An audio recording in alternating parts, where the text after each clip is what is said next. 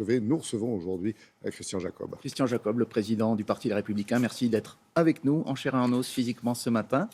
Bonjour, merci. Et on va parler évidemment de cette actualité du déconfinement qui va entrer dans sa deuxième phase avec des réouvertures un petit peu générales, la fin des 100 km, de la règle des 100 km. Est-ce que vous êtes satisfait de cette vie qui va reprendre un cours presque normal à partir de la semaine prochaine ? Oui, je crois que c'était une bonne nouvelle pour tous les Français, à l'exception, j'ai envie de dire, des Franciliens. On est malheureusement entre deux en Île-de-France. Moi, je comprends bien évidemment les mesures en matière de sécurité sanitaire. Ceci étant, je trouve, notamment pour ce qui concerne les hôtels-restaurants, qu'on aurait pu aller un peu plus loin, parce que je vois bien que c'est très compliqué. C'est une mesure un peu entre deux qu'on a du mal à comprendre. Se dire ce classement orange, surtout, si j'ai bien compris, en fait, les risques étaient surtout sur un département francilien. Le Val d'Oise en l'occurrence. Au sein de votre parti, vous préconisez depuis longtemps la réouverture des cafés et des restaurants. Elle se bornera effectivement en Île-de-France aux seules terrasses. Il aurait fallu aller plus loin, vous pensez, et faire une réouverture générale de ces établissements, oubliant le principe de précaution un petit peu ? Moi, je pense qu'on aurait pu, en classant Paris en orange, aller plus loin et faire en sorte que les établissements, bien entendu, avec les gestes barrières, avec la distance entre les tables, faire en sorte que ça puisse redémarrer. Parce que pour beaucoup d'hôtels, restaurants, juin est un mois déterminant. Les premiers rayons de soleil arrivent, on le voit. Les terrasses, c'est bien, mais souvent, certains restaurants ne trouveront pas leur équilibre économique avec uniquement les terrasses. Donc, ça veut dire qu'ils ne pourront pas rouvrir. Donc, ça risque d'être encore un mois supplémentaire. Voilà, je pense qu'on aurait pu aller plus loin dans ce domaine. Et puis, peut-être aussi d'autres mesures sur les différentes propositions que nous faisons dans le cadre du plan de relance. Alors, on va en parler. La vie économique, elle a évidemment énormément souffert de ces 2 mois de confinement. On a entendu hier la hausse spectaculaire du chômage. Qu'est-ce que le gouvernement aurait pu faire de mieux, selon vous, pour limiter la casse pendant cette période ? Il faut sortir effectivement du confinement. Il faut que l'activité économique reprenne. Soutien aux entreprises. Un certain nombre de choses a été faites et vont dans le bon sens. Mais vous voyez, sur les hôtels, restaurants, je pense qu'on pourrait baisser la TVA à 5,5 qui permettrait de les aider à reconstituer des marges rapidement.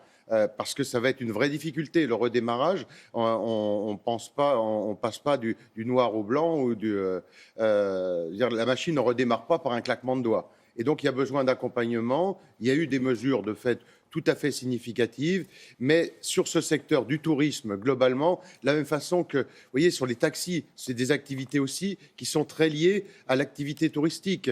Sur des grandes villes, sur la région Île-de-France, l'activité taxi est une activité importante. Donc, il faut accompagner à chaque fois qu'on le peut, au mieux et au plus proche des situations. Ça veut dire qu'aujourd'hui, vous considérez que les pouvoirs publics n'ont pas donné un coup de pouce suffisant à certains secteurs ? Je considère que beaucoup a été fait, mais je pense qu'on peut encore aller plus loin dans un certain nombre de domaines, et notamment dans ce secteur économique, du tourisme, mais aussi des indépendants. Sur les commerces de centre-ville, on voit que c'est difficile. Le secteur de l'habillement a de la difficulté à redémarrer, parce que l'ambiance n'est pas au shopping. Le plan de relance, il est prévu plutôt pour la fin de l'été, pour la rentrée. Vous préconiseriez un plan de relance tout de suite, oui, en fait. Oui, on était favorable, et moi je reste favorable à ce qu'il démarre très tôt. Parce que la machine économique, elle ne redémarre pas, comme je le disais, par un claquement de doigts. Et plus tôt il arrive, plus on donnera de la visibilité. Or, de dire qu'on va attendre la fin de l'été ou début septembre, on perd en visibilité. Dans l'activité économique, quand on est chef d'entreprise, on a besoin de visibilité. Renault va supprimer 10% de ses effectifs. Des milliers d'emplois sont concernés. Est-ce que l'État doit intervenir directement dans ce dossier ? Je pense que l'État doit intervenir. Si j'ai bien noté, je crois qu'on n'est pas sur des licenciements secs, ce qui est plutôt une bonne chose. Mais il faut accompagner. Ce sont des secteurs industriels qui sont lourds. Là aussi, la voiture, ce secteur est long à redémarrer. Donc, il faut donner un vrai coup d'accélérateur.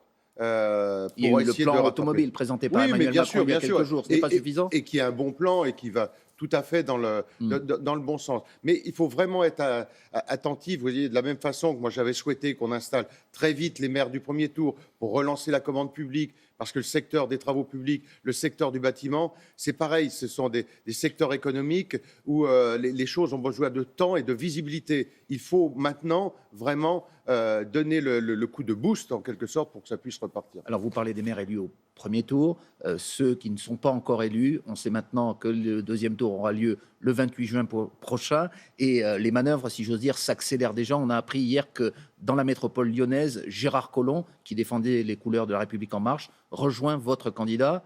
C'est une satisfaction, j'imagine, pour Oui, vous. Ouais. le retrait, Gérard Collomb a fait le constat, d'ailleurs, comme pourrait le faire dans beaucoup de secteurs, dans beaucoup de villes, La République En Marche. La République En Marche a fait un score catastrophique au premier tour des municipales dans toutes les grandes villes de France. Vous savez, quand je regarde les résultats du premier tour, les Républicains et leurs alliés, c'est dès le premier tour sur les villes de plus de 9 000 habitants, c'est 56% des villes. Ce qui veut dire qu'aujourd'hui, les Républicains et leurs alliés, nous avons plus d'élus au premier tour que La République En Marche, le PS, l'extrême gauche, l'extrême droite et les Verts additionnés.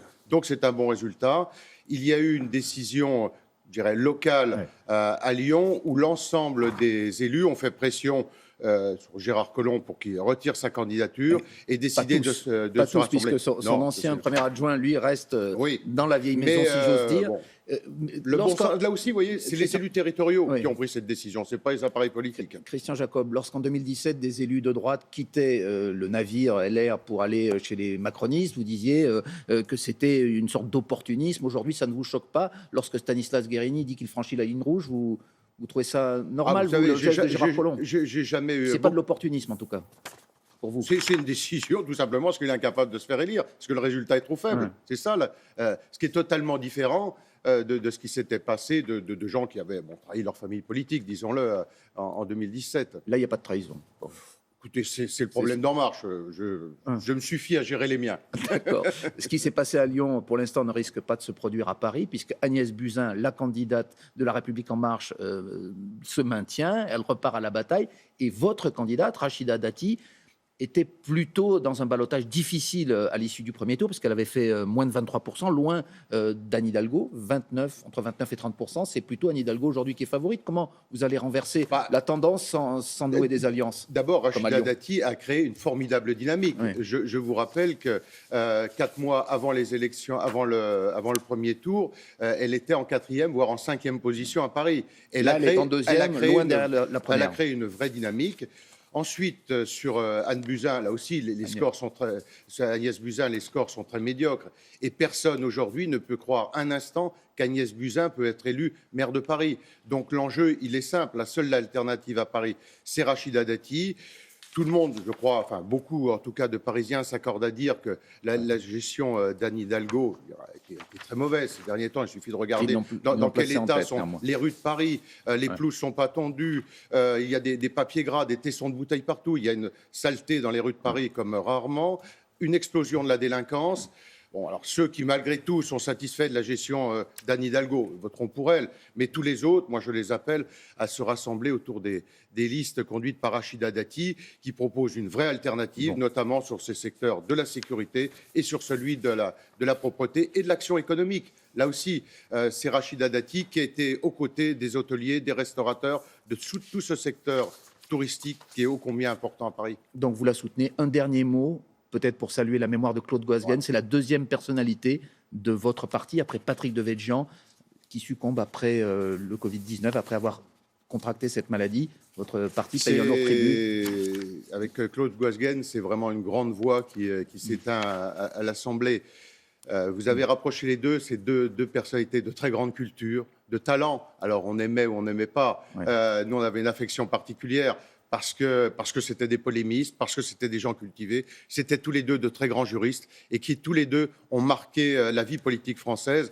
Et Claude, je peux vous dire qu'au groupe des Républicains, j'ai eu énormément de nos collègues, beaucoup de tristesse. Et puis encore une fois, toutes nos condoléances et notre compassion pour sa famille.